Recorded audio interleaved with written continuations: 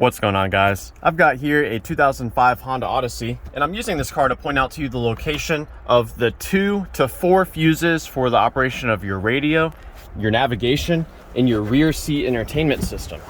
So we're going to begin by inspecting the fuses that are behind this cover here. These are fuses that all of the Honda Odysseys will use for the radio or the head unit. So we just pull this forward like so. You can read about the fuses here on the back of the fuse cover, but I'll go ahead and show you what you need to know. So the first one I want to point out is what Honda calls the radio fuse. It is a 10 amp fuse, and its role is to provide constant power to the head unit at all times. And that fuse is in this position right here. So I'm going to go ahead and pull this out just to show you what a good fuse looks like. Now, if you replace the head unit and you need to know about the wiring, the power from this will come in constantly on a white-green wire. So look out for that white-green wire for your constant battery power. Now, this fuse up here in the upper corner, this provides power to the radio only when the car is on, or if the key is in the on position. That's this 10 amp fuse right here.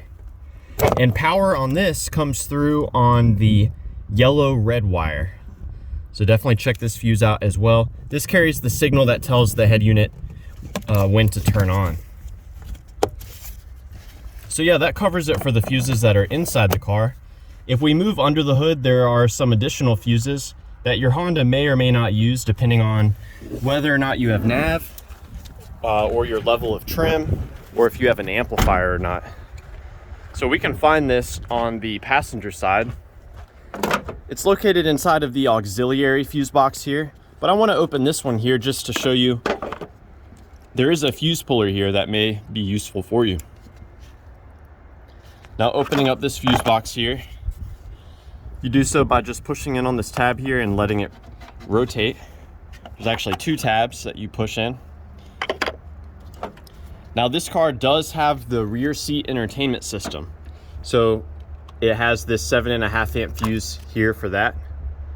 That provides power for the rear seat entertainment. And this car does not have nav or an amplifier. If it had either of those things, there would be a 20 amp fuse in this position. So check that out if there's a fuse present there.